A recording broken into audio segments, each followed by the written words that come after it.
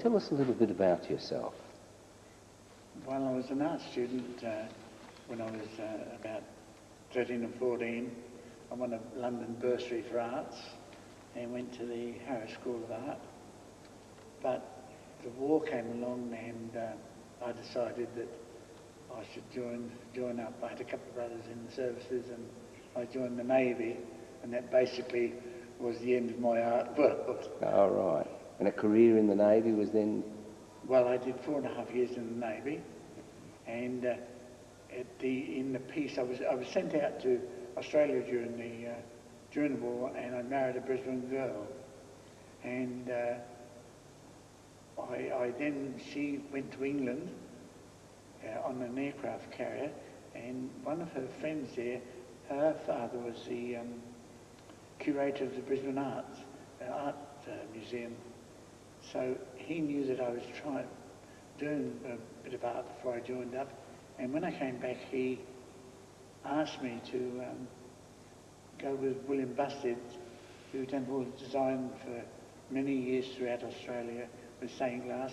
So I worked in his studio for many years. So you'd taken your natural art skills and now you're starting to work with glass and stained glass, etc.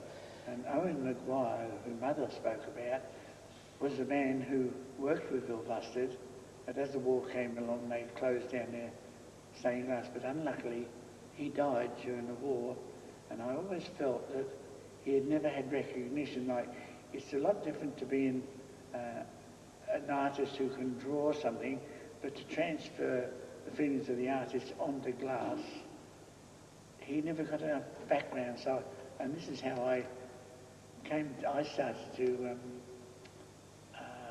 basically, I had time to find out about Owen Maguire, so I found that his wife was still alive, so I then contacted her, and this is how, in a very devious way, we came back to Ormiston.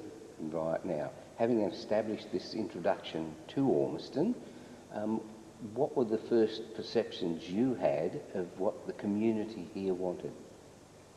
Well, I was to come down here and I met brothers and sisters, and they showed me a few drawings, and they'd worked with Bobby Miles for quite a while on how to design windows and everything like that. Well, Billy Bustard had said to me, always, if you ask to put windows in a church, never try to outdo the person who did the original, try and fit in. And I thought, here's a chance, as I said to Sister, we'll do a lot, and I'm going to leave no windows for anybody else. So that's what occurred here. So one of the windows they showed, I think it was one of the windows, they designed this big candle. And as I said to the sisters, well, that candle's going to be about 15 foot high, and you'd be worried that you're going to have a balance on you.